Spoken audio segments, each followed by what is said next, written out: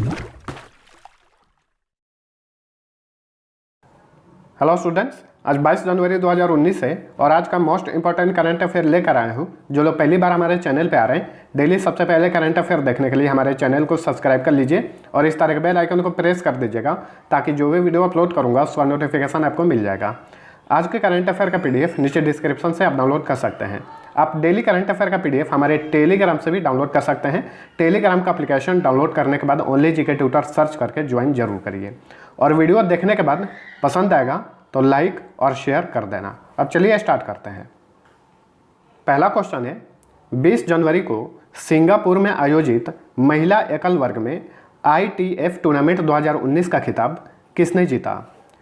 अंकिता रैना ने जीता है। भारत की टेनिस खिलाड़ी हैं अंकिता रैना, इन्होंने ही यह खिताब जीता है।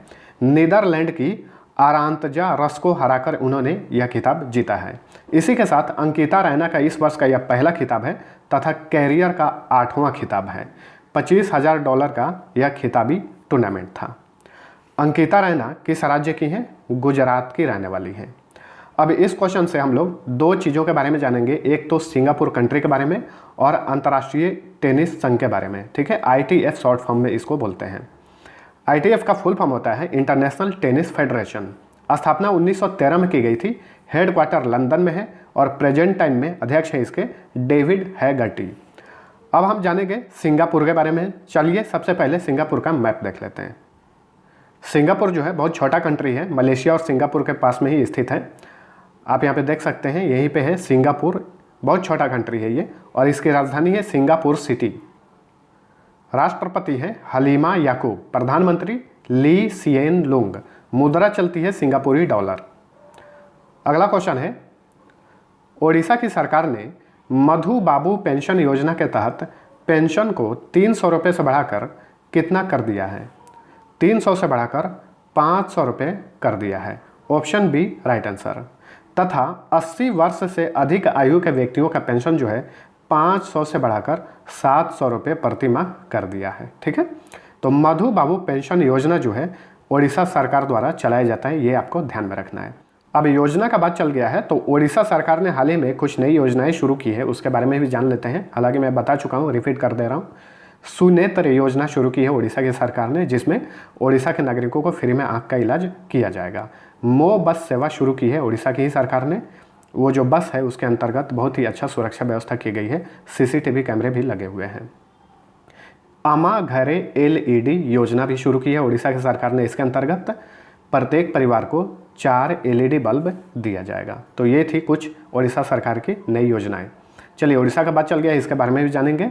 सबसे पहले मैप देखिए, ये रहा ओडिशा। 4 राज्यों से सीमा टच करती है, पश्चिम बंगाल, झारखंड, छत्तीसगढ़ तथा आंध्र प्रदेश। गठन हुआ था 1 अप्रैल 1936 को। क्षेत्रफल की दृष्टि से 9वें नंबर पे है और जनसंख्या की दृष्टि से 11वें नंबर पे है। साक्षरता दर है 72.87%। लिंगानुपात है 979। मुख्यमंत्री हैं नवीन पटनायक। राज्यपाल हैं गणेशी लाल। कैपिटल है भुवनेश्वर। लोकसभा सीट की संख्या 21, राज्यसभा सीट 10 है, विधानसभा सीट 147, जिलों की संख्या 30 है। मुख्य न्यायाधीश हैं कल्पेश सत्येंद्र झावेरी। लोक नृत्य है ओडिसी तथा घुमुरा। नेशनल पार्क है Bhitarkanika national park, Simlipal national park, Balukhand Konark wildlife sanctuary, Chilika wildlife sanctuary, Gahirmatha national park, Kotagarh wildlife sanctuary, Nandan Kanan wildlife sanctuary तथा लखारी वाइल्ड लाइफ सेंचुरी। सभी के सभी ओडिशा में है।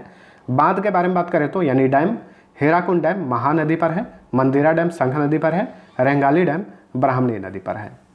अगला क्वेश्चन है, 19 जनवरी को एंड्री राजो इलिना ने किस देश के राष्ट्रपति के रूप में शपथ लिए हैं? तो ये मेडागास्कर के राष्ट्रपति बने हैं एंड्री राजो Ilina. Option C right answer है। ठीक है, ये राजो इलिना में जो ए है उसको हटा दीजिएगा, ई रहेगा यहाँ पर। राजो इलिना इनका नाम है। मेडागास्कर के राष्ट्रपति बने हैं। चलिए मेडागास्कर के बारे में जानेंगे। सबसे पहले मैप देखते हैं। ये रहा मेडागास्कर। ठीक है, मेडागास्कर यही है और इसकी राजधानी है अंताना नारिवो, इसकी राजधानी है। प्राइम मिनिस्टर हैं क्रिश्चियन एंतसे। मुद्रा चलती है मालागासी एरियारी। अगला क्वेश्चन है, दुनिया के सबसे वृद्ध पुरुष मसाजो नुनका, जिनका 20 जनवरी को 113 वर्ष की आयु में निधन हो गया, वे किस देश के थे? ये जापान के थे। ऑप्शन डी राइट आंसर है इसका। अप्रैल 2018 में इन्हें गिनीज वर्ल्ड रिकॉर्ड्स द्वारा आधिकारिक रूप से दुनिया के सबसे वृद्ध पुरुष की मान्यता दी गई थी। ध्यान में रखिएगा, वृद्ध पुरुष थे ये। हालांकि अप्रैल 2018 में एक महिला की मृत्यु हुई थी, उनका एज 117 वर्ष था। उनका नाम था नबी ताजिमा। ठीक है, अप्रैल 2018 में इनकी मृत्यु हुई थी और ये दुनिया की सबसे वृद्ध महिला थी और ये भी जापान की थी। ठीक है, चलिए जापान के बारे में जान लेते हैं। जापान का सबसे पहले मैप देखिए, ये रहा वर्ल्ड का मैप और यहाँ पे जापान है। छोटा कंट्री है, जापान है। इसकी कैपिटल है टोक्यो। 2020 का ओलंपिक खेल टोक्यो में ही होगा। ठीक है, और जापान के प्रधानमंत्री है शिंजो आबे और यहाँ करेंसी चलती है येन। चलिए नेक्स्ट क्वेश्चन है, यूनेस्को ने 2020 के लिए किस शहर को विश्व की राजधानी घोषित किया है? रियो डी जेनेरियो को। ऑप्शन बी राइट आंसर है। ब्राज़ील का एक शहर है ये, रियो डी जेनेरियो। 2016 का ओलंपिक खेल जो हुआ था रियो डी जेनेरियो में ही हुआ था। तो इसी शहर को यूनेस्को ने 2020 के लिए विश्व का राजधानी घोषित किया है। यह उपाधि पाने वाला यह पहला शहर है। ठीक है, 2020 में यहीं पर इंटरनेशनल यूनियन ऑफ आर्किटेक्ट्स के विश्व कांग्रेस का आयोजन भी किया जाएगा। इस विश्व कांग्रेस का आयोजन हर 3 साल पर होता है, तो 2020 में रियो डी जेनेरियो में ही इसका आयोजन किया जाएगा। चलिए सबसे पहले हम लोग यूनेस्को के बारे में जानेंगे, उसके बाद ब्राज़ील के बारे में भी जान लेंगे। यूनेस्को जो है यूएन की एक संस्था है, इसका फुल फॉर्म होता है United Nations Educational Scientific and Cultural Organization. स्थापना हुई थी 4 नवंबर 1946 को। हेडक्वार्टर फ्रांस की राजधानी पेरिस में है और सदस्य देशों की संख्या है 195। डायरेक्टर जनरल यानी महानिदेशक है इसके आंड्रे एजोले। अब हम बात करेंगे ब्राज़ील के बारे में। ब्राज़ील जो है एक साउथ अमेरिकी कंट्री है। मैप देख लेते हैं, ये रहा वर्ल्ड का मैप और ये है साउथ अमेरिका और ये है नॉर्थ अमेरिका। ठीक है, तो साउथ अमेरिका में ब्राज़ील है, इसी के आसपास में Guyana, Bolivia, Paraguay, Chile, Argentina आदि हैं। ठीक है, ब्राज़ील की कैपिटल है ब्रासिलिया और यहाँ के राष्ट्रपति हैं जेयर बोल्सोनारो। मुद्रा चलती है रियल। अगला क्वेश्चन है, किस राज्य के असुरगढ़ किले में खुदाई के वक्त भारतीय पुरातत्व सर्वेक्षण विभाग को 2300 वर्ष पुरानी कलाकृतियाँ मिली हैं? तो हाल ही में मिली हैं। तो किस राज्य में असुरगढ़ किला है? ओडिशा में है। ठीक है, ऑप्शन बी राइट आंसर।